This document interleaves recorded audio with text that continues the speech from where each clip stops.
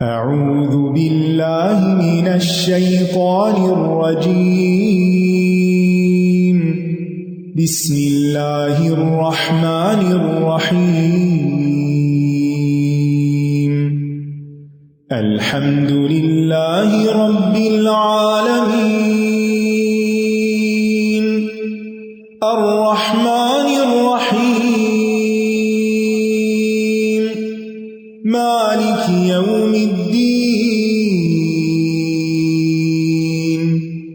ایاک نعبد و ایاک نستعین اهدنا الصراط المستقیم صراط الذین انعمت علیہم غیر المغضوب علیہم ولا الضالین۔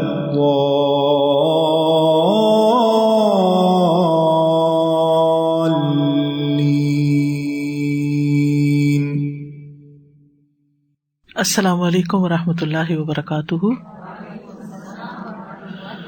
نحمده ونصلی علی رسولہ الکریم، اما بعد فاعوذ باللہ من الشیطان الرجیم، بسم اللہ الرحمن الرحیم، رب اشرح لی صدری ویسر لی امری واحلل عقدۃ من لسانی یفقہوا قولی۔ یا ایہا الناس قد جاءتکم موعظۃ من ربکم وشفاء لما فی الصدور وہدی ورحمۃ للمؤمنین۔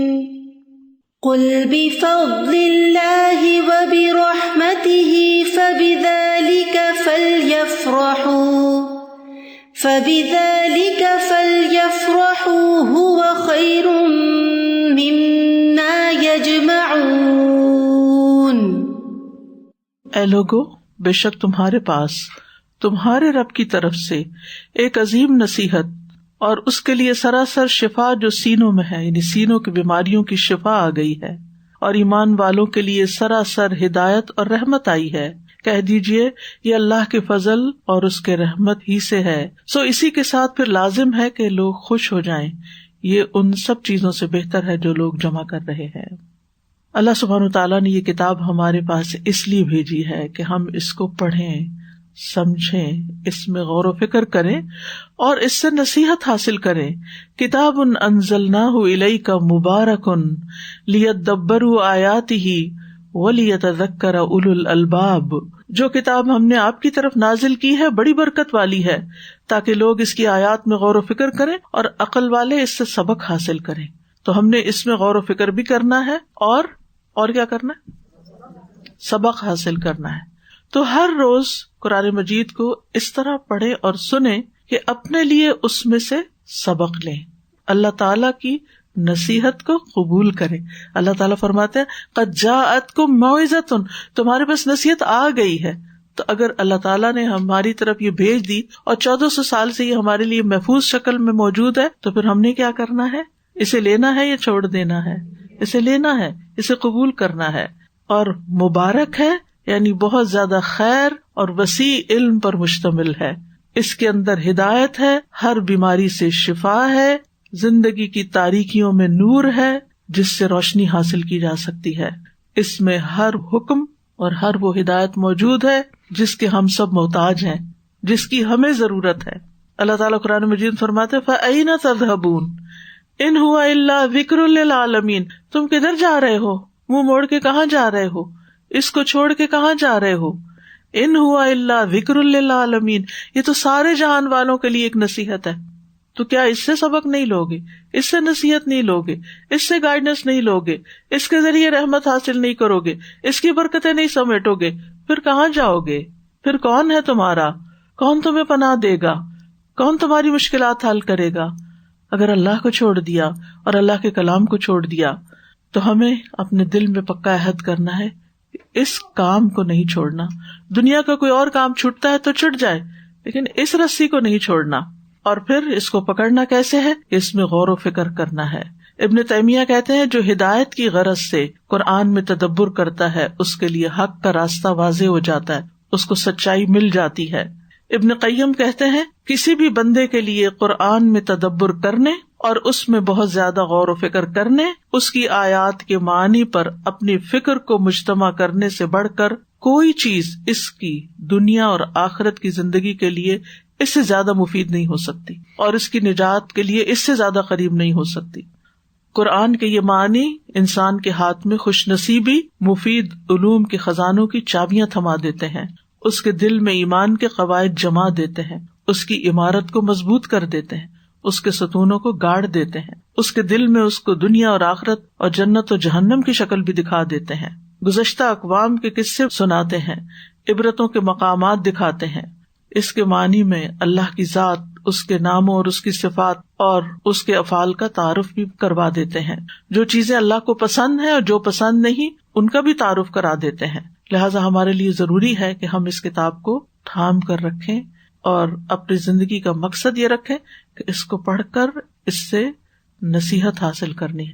یہ جتنا بھی ٹائم آپ لگائیں گے ترجمہ یاد کرنے میں، الفاظ کی تحقیق میں، تفصیل میں، تفسیر میں، تو مقصد کیا ہونا چاہیے کہ سبق حاصل کرنا ہے۔ ہم عمل کے لیے پڑھ رہے ہیں۔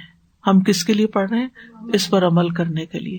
ہم عالم کہلوانے کے لیے نہیں، ہم حافظ کہلوانے کے لیے نہیں، ہم اس کو عمل کی نیت سے پڑھ رہے ہیں، ربانی بننے کے لیے۔ اسی لیے ہم دیکھتے ہیں ابن مسعود کہتے ہیں کہ ہم میں سے کوئی آدمی، صحابی ہے یہ، جب 10 آیات سیکھ لیتا تو اس سے آگے نہ بڑھتا یہاں تک کہ ان کے معنی کو معلوم کر لیتا اور اس پر عمل کرنا بھی سیکھ لیتا کہ اس پر عمل کیسے کرنا ہے، اس کا تقاضا کیا ہے، ہمیں کرنا کیا ہے۔ تو ہمیں اس کو دل پر اتارنا ہے۔ تو آئیے اللہ سبحانہ تعالیٰ کے فضل و کرم سے ہم آغاز کرتے ہیں سورۃ الفاتحہ سے۔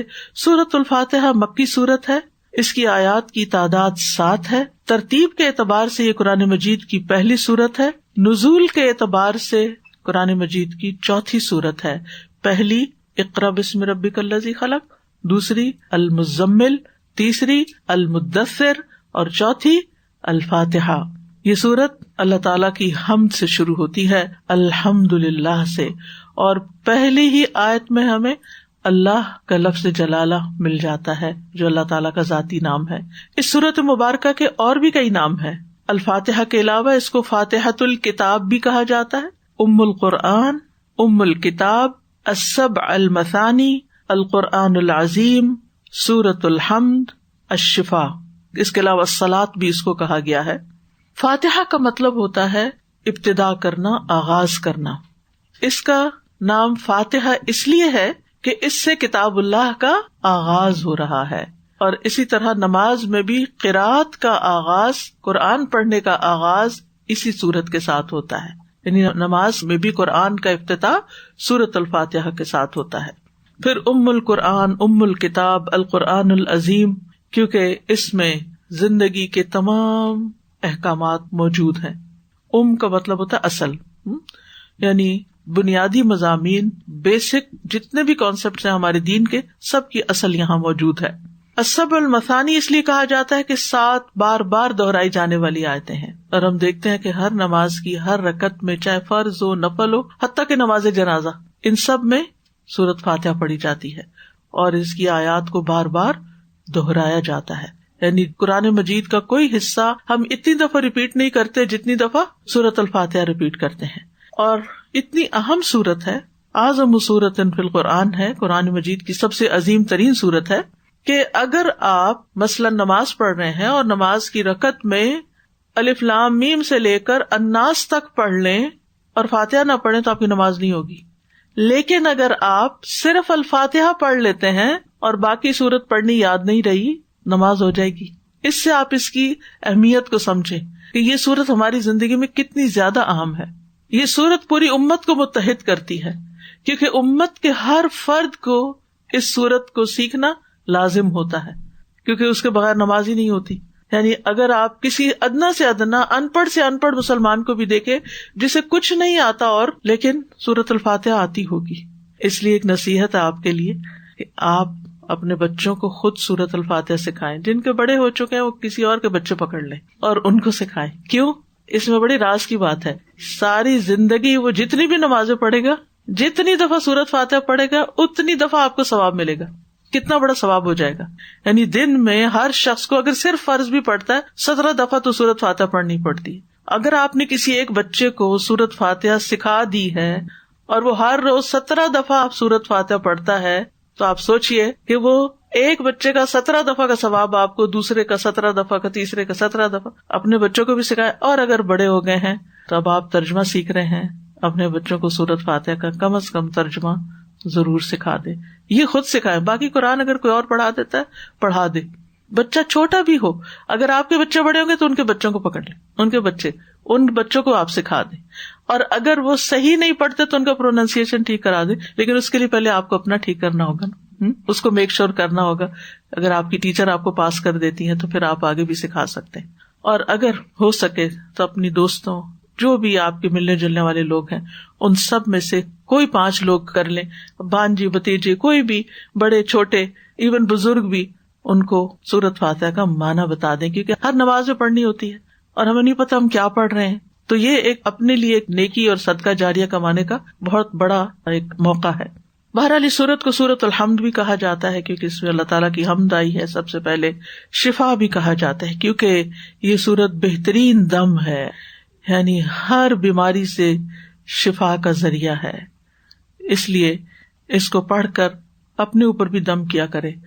اگر کوئی چھوٹی سی بھی تکلیف ہو، بچوں پہ، کوئی بھی آپ کو بیمار دکھائی دے، کسی کی عادت کرنے کے لیے گئے ہیں، سورۃ فاتحہ پڑھ کر اس پہ پھونک مار کر یا اپنے ہاتھ میں مار کے اس کے جسم کے اوپر یعنی اس کو جھاڑ دیں. اس سورت کو قرآن مجید کی سب سے افضل سورت کہا گیا ہے. حضرت انس سے روایت ہے، وہ کہتے ہیں کہ نبی صلی اللہ علیہ وسلم کسی سفر میں تھے تو ایک آدمی آپ کے پاس اترا. اس نے بتایا کہ نبی صلی اللہ علیہ وسلم نے اس کی طرف متوجہ ہو کر فرمایا، کیا میں تمہیں قرآن کی افضل حصے کے بارے میں نہ بتاؤں؟ پھر آپ نے اس پر الحمدللہ رب العالمین کی تلاوت فرمائی. اس سے پتہ چلتا ہے کہ یہ سب سے افضل حصہ ہے قرآن کا. اس کو پڑھنے والے کی دعا قبول ہوتی ہے. ابن عباس کہتے ہیں کہ اس دوران کے جبریل علیہ السلام نبی صلی اللہ علیہ وسلم کے پاس بیٹھے ہوئے تھے کہ اچانک انہوں نے اوپر سے ایک آواز سنی. انہوں نے اپنا سر اٹھایا تو جبریل علیہ السلام نے فرمایا، یہ آسمان کا ایک دروازہ ہے جسے صرف آج کے دن کھولا گیا ہے، اس سے پہلے کبھی نہیں کھولا گیا. پھر اسی سے ایک فرشتہ اترا تو جبریل علیہ السلام نے فرمایا، یہ فرشتہ جو زمین کی طرف اترا ہے یہ اس سے پہلے کبھی نہیں اترا، آج پہلی دفعہ اترا ہے. پھر اس فرشتے نے سلام کیا اور کہا کہ آپ کو 2 نوروں کی خوشخبری ہے جو آپ ہی کو دیے گئے ہیں، آپ سے پہلے کسی نبی کو نہیں دیے گئے. ایک سورۃ الفاتحہ اور دوسری سورۃ البقرہ کی آخری آیات. جب بھی آپ ان دونوں میں سے کوئی بھی دعائیا جملہ پڑھیں گے، یعنی جیسے اہدنا الصراط المستقیم یا آخری آیات میں بھی دعا ہے، تو آپ کو مانگی ہوئی چیز ضرور عطا کر دی جائے گی. تو آپ کو زندگی میں کسی بھی چیز کے بارے میں گائیڈنس چاہیے نا، میں کیا کروں کیا نہ کروں. جب کوئی ایسا مسئلہ پیش آتا نا، کبھی آپ دائیں پوچھتے کبھی بائیں، کبھی اس سے مشورہ کبھی اس سے، کوئی ایک بات کرتا ہے دوسرا اس کی الٹ کر دیتا ہے، وہ انسان کنفیوز ہو جاتا ہے کیا کروں کیا نہ کروں، ایک بے چینی سے لگی رہتی. آپ سورۃ الفاتحہ پڑھ کے اور تکرار کے ساتھ پڑھیں، اہدنا الصراط المستقیم اہدنا الصراط المستقیم اہدنا الصراط المستقیم. پڑھتے رہیں. کوئی گنتی کی ضرورت نہیں، گننے پہ توجہ نہ دیں کہ اچھا کتنی دفعہ ہو گیا، دھیان ادھر چلا گیا. نہیں ادھر نہیں دھیان کرنا، دھیان صراط مستقیم کی طرف. یا اللہ مجھے اس معاملے میں صحیح رہنمائی دے، مجھے کیا کرنا چاہیے، مجھے نہیں پتا، آپ کو پتا ہے. کیونکہ بہت دفعہ لوگوں کے مشورے میں آ کے انسان ایسا ڈیسیژن لے لیتا کہ آگے جا کے کھڈے میں اتر جاتا ہے، تو پھر پریشان ہوتا ہے.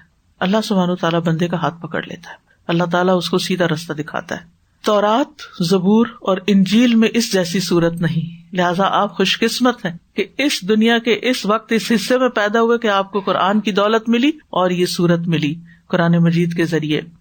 اور پھر اس کو والقرآن العظیم بھی کہا گیا، جیسے سورۃ الحجر میں آتا ہے وَلَقَدْ آتَيْنَاكَ سَبْعًا مِّنَ الْمَثَانِي وَالْقُرْآنَ الْعَظِيمِ، اور بلا شبہ یقیناً ہم نے آپ کو بار بار دہرائی جانے والی 7 آیتیں اور بہت عظمت والا قرآن عطا کیا ہے. ابو ہریرہ کہتے ہیں کہ رسول اللہ صلی اللہ علیہ وسلم نے فرمایا، ام القرآن یعنی سورۃ الفاتحہ ہی 7 مثانی اور قرآن عظیم ہے، یعنی جو کہ یہ پورے قرآن کے ایک طرح سے خلاصہ ہے، لہٰذا قرآن عظیم بھی کہا گیا اس کا نام.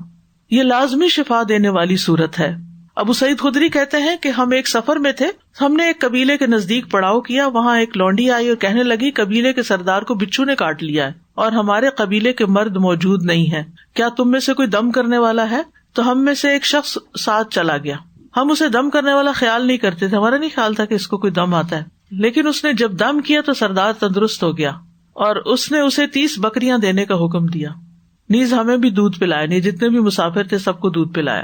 جب وہ شخص واپس آیا تو ہم نے اس سے پوچھا کیا تم اچھی طرح دم کرنا جانتے ہو؟ اس نے کہا میں نے تو صرف ام الکتاب پڑھ کر دم کیا تھا، سورت فاتحہ پڑھی تھی، لیکن یقین کے ساتھ پڑھی تھی نا، اللہ سے مدد مانگی تھی۔ تو جب کبھی مدد چاہیے ہو نا اللہ کی تو پھر کثرت سے پڑھا کریں ایاک نعبد و ایاک نستعین، ایاک نعبد و ایاک نستعین، اللہ تیری عبادت کرتے ہیں، تجھ سے مدد چاہتے ہیں، چاہے اپنی ذات کا کوئی مسئلہ ہو، بیماری وغیرہ، چاہے اولاد کا مسئلہ ہو، چاہے کوئی جاب کا، بزنس کا، کوئی بھی مسئلہ ہو کہ اللہ تیری مدد چاہیے، تو مدد کر، کہیں بھی پھنسے، کہیں بھی اٹکے، کہیں بھی مشکل میں آئے۔ اب آپ دیکھیں کہ وہ ایک عام سا شخص ہے، ہمارے ہاں یہ تصور پایا جاتا ہے کہ دم کرنے والا کو بہت بڑا بزرگ ہونا چاہیے، یہ شخص دکھائی نہیں دے رہا تھا کہ کوئی بہت بڑا بزرگ ہے، لیکن اس نے جب اخلاص کے ساتھ اس سورت کو پڑھا اسی میں اللہ تعالیٰ نے شفا دے دی۔ لہٰذا کسی بھی بیمار پر پورے یقین کے ساتھ پڑھیں، صرف کوئی وظیفہ سمجھ کر نہیں۔ پھر آپ دیکھیے کہ یہ نماز کا رکن ہے، اس کے بغیر نماز نہیں ہوتی۔ رسول اللہ صلی اللہ علیہ وسلم نے فرمایا لا صلاۃ لمن لم یقرأ بفاتحۃ الکتاب، جس شخص نے سورۃ فاتحہ نہیں پڑھی اس کی نماز ہی نہیں ہوئی۔ ایک اور روایت میں آتا ہے مسند احمد کی، یہ تو صحیح بخاری کی روایت تھی، دوسری روایت میں ہے ہر وہ نماز جس میں سورۃ فاتحہ نہ پڑھی جائے وہ ناقص ہے، ناقص ہے، ناقص ہے، مکمل نہیں، نماز مکمل ہی نہیں ہوتی جب تک سورۃ فاتحہ نہ پڑھی جائے۔ سورۃ الفاتحہ سے قرآن کا آغاز کیوں کیا گیا؟ کیونکہ جو کچھ قرآن مجید میں آگے بیان ہونا تھا اس سب کو اجمالی طور پر یہاں بیان کر دیا گیا، جس کی آگے میں وضاحت کروں گی۔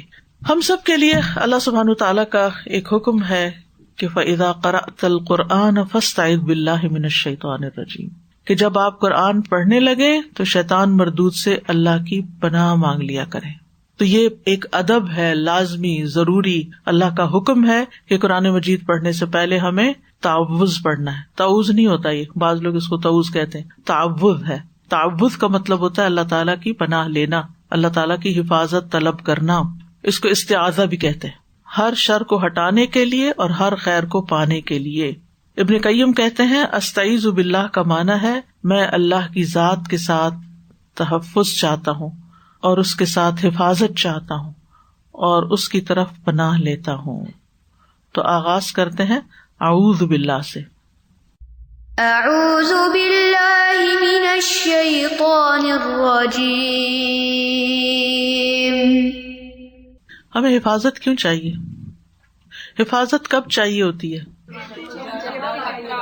جب ہمیں کسی چیز کا خوف ہوتا ہے نا، یا کوئی دشمن ہمارے پیچھے لگا ہوا ہوتا ہے، تو پھر ہم کیا کرتے ہیں؟ اگر نیند میں بھی خواب میں آپ یہ خواب دیکھ رہے ہو کہ کوئی آپ کے پیچھے آ رہا ہے تو آپ کیا کرنا چاہتے ہیں؟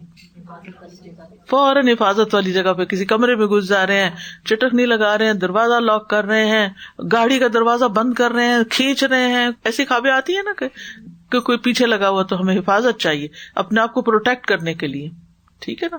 جب آپ کو کورونا سے ڈر لگا تو آپ نے کیا کیا؟ ماسک لگا لیے، کیوں؟ پروٹیکشن کے لیے، حفاظت کے لیے۔ اچھا، اور کیا کیا؟ ویکسین لگوائی، گھروں میں بند ہو گئے۔ یعنی ان میں سے کون سی چیز بچا سکتی تھی کون سی نہیں، وہ ایک الگ ہے بات، لیکن یہ کہ ہم سب جب بھی ڈرتے ہیں تو ہم پروٹیکشن چاہتے ہیں، حفاظت چاہتے ہیں۔ اللہ سبحانہ تعالیٰ شیطان کو ہمارا کھلا دشمن بتاتا ہے، وہ دشمن ہے، اس کے دشمن سمجھو، یعنی عدو لکم فاتخذوہ عدوا، اسے دشمن بناؤ، سمجھو دشمن۔ تو جب ہم اس کو دشمن سمجھتے ہیں تو پھر ہمیں اس سے کون بچا سکتا؟ وہ تو خبیث ہمیں نظر بھی نہیں آتا۔ نظر آنے والی چیز کو تو انسان کسی چیز سے ہٹا لیتا ہے، یا دکھتا ہے تو سوچتا ہے انسان اب اس چیز کے پیچھے آ گیا ہوں، کور کر لیا اپنے آپ کو تو اب میں محفوظ ہو گیا ہوں، وہ تو نظر بھی نہیں آتا، اور وہ ہماری دشمنی کیے چلے جا رہا۔ اس کی دشمنی ہے کیا؟ سیدھے رستے سے ہٹاتا، اپنے آپ کو بڑا سمجھتا ہے، دنیا میں انوالو کرتا ہے، ہاں دشمن ہے وہ۔ اس نے کیا کیا تھا؟ آدم علیہ السلام کو جنت سے نکلوایا تھا، اب وہ آدم کی اولاد کا بھی دشمن ہے، اب وہ آدم کی اولاد کو واپس اس جنت میں نہیں جانے دینا چاہتا، کیونکہ وہ خود بھی نکالا گیا تھا. اب اس کو آدم اور آدم کی اولاد پر غصہ ہے. وہ کہتا ہے کہ یہ کوئی ایسا کام نہ کرے کہ جس سے یہ جنت میں جا سکے. تو جنت کا راستہ کس سے کھلتا ہے؟ علم کے راستے سے. جب آپ علم حاصل کرتے ہیں، علم کے راستے پر چلتے ہیں، تو حدیث میں آتا ہے نا، من سلک طریقا یلتمس فیہ علما سہل اللہ لہ طریقا الی الجنہ. جو ایسے راستے پر چلتا ہے جس سے علم حاصل کرے تو اللہ تعالیٰ سہل اللہ لہ طریقا الی الجنہ، اس کے لیے جنت کا راستہ آسان کر دیتے. اب وہ کیا کرتا ہے؟ علم کے راستے پہ آ کے بیٹھ جاتا ہے، سب سے مشکل کام بتاتا ہے اس کو. ویسے بھی بچوں کو بھی آپ دے، چھوٹے چھوٹے بچوں کو بھی اسکول جانا مشکل لگتا، اچھا نہیں لگتا. کوئی بچہ صبح نہیں اٹھنا چاہتا اور نہیں جانا چاہتا. اور خاص طور پہ چھوٹے چھوٹے بچے بھی جب پہلی دفعہ جاتے ہیں تو کتنا روتے ہیں، کتنا تنگ کرتے ہیں. اگر آپ انہیں کہ چلو پارک، روئیں گے. کوئی بچہ کہے کہ میں نے نہیں پارک جانا، سب چلیں گے. چلو شاپنگ چلتے ہیں، مال چلتے ہیں، سب چلیں گے. چلو اسکول چلتے ہیں، میرے پیٹ میں درد ہے، نہیں جانا چاہتے. علم دنیا کا بھی، کیونکہ دنیا کا علم حاصل کر کے بھی انسان اپنی زندگی آسان کرتا ہے، بہت سے شر سے بچتا ہے. اور وہ علم جو جنت میں لے جائے انسان کو، اس کو آسان کرے، اس کو تو بہت مشکل بناتا ہے. لہٰذا قرآن کا پڑھنا جو ہے، ابھی آپ نے خود ہی بتایا کہ اللہ تعالیٰ کا قرب عطا کرتا ہے، جنت کی طرف لے جانے والا کام ہے، تو پھر کیا شیطان آسانی سے کرنے دے گا؟ نہیں. لہٰذا سب سے پہلے تو وہ رسی کاٹو جو شیطان کی ہے، اس کو تو پیچھے کرو اور پھر اس رستے پہ چلو. تو اس لیے جب ہم سب سے پہلے قرآن مجید کھولتے ہیں پڑھنے کے لیے تو اعوذ باللہ من الشیطان الرجیم پڑھتے ہیں. اس کے علاوہ بھی اس کے صیغے ہیں، اعوذ باللہ السمیع العلیم من الشیطان الرجیم. بہرحال ہم اللہ کی ذات کے ساتھ تحفظ چاہتے، شیطان سے ہمیں صرف اللہ بچا سکتا ہے. اس لیے ہم کہتے ہیں اعوذ باللہ، اعوذ باللہ، کہ میں اللہ کی پناہ لیتا ہوں، من الشیطان، شیطان سے. اور شیطان جو ہے، شیطانہ سے آپ نے ابھی پڑھا ہوگا، شیطانہ کا معنی ہوتا ہے دور. جب کوئی دور چلا جائے تو شیطان جو ہے اپنی بدنیتی کی وجہ سے، اپنی بدعمالیوں کی وجہ سے ہر خیر سے دور ہے، ہر خیر سے دور ہے. اسی لیے اس کو شیطان کہا جاتا ہے. تو مفہوم کیا بیان کیا جاتا ہے؟ شیطان کون ہے؟ جو ہر خیر سے دور ہے اور خیر سے دور بھی کرتا ہے. اور الرجیم، دھتکارا گیا. ویسے تو رجم پتھر مارنے کو کہتے ہیں، لیکن دھتکارا گیا کیونکہ اللہ سبحانہ تعالیٰ نے اس کو اپنی رحمت سے دور دھتکار دیا تھا اور اس پر لعنت کی تھی. تو شیطان سے پناہ مانگنے کا مطلب یہ ہے کہ میں شیطان کے شر سے اللہ کی پناہ لیتا ہوں کہ کہیں وہ مجھے میرے دین میں نقصان نہ پہنچائے اور مجھے اس حق سے نہ روک دے جس کو اختیار کرنا اللہ نے میرے لیے لازم کیا. یہ کوئی ڈیفینیشن نہیں ہے، اسے میں مفہوم بتا رہی ہوں. اعوذ باللہ من الشیطان الرجیم. تو آپ دیکھیے کہ جب انسان اعوذ باللہ پڑھتا ہے تو اپنے خالق سے کنیکٹ ہو جاتا ہے، اپنے رب سے کنیکٹ ہو جاتا ہے. دوسری بات، اپنی عاجزی کا اعتراف کرتا ہے. میں کمزور ہوں یا رب، میں نہیں اس سے بچ سکتا، میں شیطان کے مقابلے میں بہت کمزور ہوں، کیونکہ میرے اندر میرا نفس بھی ہے، میری اولاد بھی ہے جو میری کمزوری ہے، میرا مال بھی ہے جس کی محبت میں شدید گرفتار ہوں. تو یہ تو میرے پاؤں کی رسیاں ہیں، یہ مجھے کبھی بھی تیری طرف نہیں آنے دیتے. تو شیطان مجھے انہی میں الجھاتا ہے. میں کمزور ہوں، تو طاقتور ہے، تو مجھے اس جال سے باہر نکال. اور پھر جب انسان شیطان کی رسی کاٹ دیتا ہے نا اللہ کی پناہ لے کر، تو پھر اللہ کی اطاعت آسان ہو جاتی ہے. تو یہ کام آپ کے لیے آسان ہو جائے گا، قرآن کا پڑھنا، یاد کرنا، سمجھنا، غور و فکر کرنا، اس پر عمل کرنا. پھر یہ ہے کہ چونکہ شیطان انسان کا دشمن ہے تو انسان دشمن سے ہمیشہ چوکنا رہتا ہے. لہٰذا اعوذ باللہ پڑھنے کا مطلب یہ ہے کہ آپ کو احساس ہے کہ آپ کا کوئی دشمن بھی ہے اور اس سے آپ بچنا چاہتے ہیں. اور پھر شیطان جو ہے نا، قرآن پاک پڑھنے سے تو روکتا ہی ہے، لیکن جب آپ پڑھنے لگ جاتے ہیں نا تب بھی وہ وسوسے ڈالتا ہے. تمہیں نہیں یاد ہونا، یہ بہت مشکل کام ہے، 3 سال لگ جائیں گے یہ پورا ہوتے ہوتے. یہ بھی کام ہے، وہ بھی، تمہیں تو ٹریول بھی کرنا ہوگا اور تمہیں تو یہ مسئلہ بھی ہوگا اور وہ تو، یہ تو کام نہیں ہو سکے گا، اس لیے شروع ہی نہیں کرو. نہیں، دنیا کے سارے کام ہوتے رہتے ہیں، جتنا بھی ہو گیا اللہ تعالیٰ اس میں بھی ہدایت دے دے گا انشاءاللہ. اور پھر آپ دیکھیے کہ اعوذ باللہ جب ہم کہتے ہیں تو اللہ سبحانہ تعالیٰ کا یہ اسم اعظم ہے، اللہ تعالیٰ کا یہ نام ہے، ذاتی نام ہے جس میں اس کی ساری صفات پائی جاتی. جتنے بھی اور نام ہے نا وہ سارے آ کے یہاں جمع ہو جاتے ہیں. تو جب ہم اعوذ باللہ کہتے ہیں تو اللہ تعالیٰ کو ہم پکڑتے ہیں جو سب سے مضبوط سہارا ہے. اور پھر شیطان سے بیزاری کا اظہار بھی کرتے ہیں، اس کو ساتھ ہی دھتکارا وہ بھی کہتے ہیں. صرف شیطان نہیں کہتے بلکہ کیا کہتے ہیں؟ شیطان الرجیم دھتکارا ہوا، نفرت کا اظہار بھی کرتے ہیں. اور پھر آپ دیکھیں کہ شیطان جو ہے نا، قرآن سے پتہ چلتا ہے کہ صرف وہ ابلیس ہی نہیں ہے، اور بھی ہیں. قل اعوذ برب الناس میں کیا آتا ہے؟ قل اعوذ برب الناس ملک الناس الہ الناس من شر الوسواس الخناس الذی یوسوس فی صدور الناس من الجنۃ والناس. جن بھی ہیں اور انسان بھی ہیں، کچھ انسان بھی شیطان ہیں، کچھ انسان بھی ہمارے دشمن ہیں. اور بعض اوقات وہ بڑے پیارے دشمن ہوتے ہیں جن سے ہم محبت کرتے ہیں، وہ ہوتے ہیں جو اپنی محبت کے واسطے دے کر اس رستے سے روکتے ہیں. وہ کہتے ہیں کیوں اپنی جان پہ ظلم کر رہی ہو، کیوں اپنے آپ کو تھکا رہی، کیوں راتوں کو جاگتی ہو، کیوں یہ امتحان کے چکر میں پڑ گئی. نہیں، انسانوں میں سے بھی جو آپ کو اس راستے سے روکے وہ آپ کا دوست نہیں ہے، یہ یاد رکھیے. جو آپ کو قرآن پڑھنے سے روکے وہ آپ کا خیر خواہ نہیں ہے، وہ آپ سے حقیقت میں محبت نہیں کرتا، وہ سیلفش ہے کہ آپ اپنا وقت اس کو نہ دیں، سب اسی کو دے دیں. ٹھیک ہے، ان کا وقت جتنا ہے بس وہ ان کے لیے. انصاف اور عدل سے کام لینا چاہیے نا، کہ انسان تنظیم اوقات کرے کہ ہر ایک کا حق دے. ہم سارا وقت مصلی پہ بھی نہ بیٹھے رہے اور سارا وقت کچن میں بھی نہ رہے اور سارا وقت ہم باہر بھی نہ گھومتے رہے اور سارا وقت سوشلائز بھی نہ کریں. ہر چیز کا ایک وقت ہے، اتنا وقت بس اس کو دیں. اور باقی یہ ہے کہ اس نور اور اس روشنی سے قرآن کی ہم فائدہ اٹھائیں. تو یاد رکھیے کہ شیطان بہت سارے ہیں، کچھ نظر آتے ہیں، کچھ نظر نہیں آتے.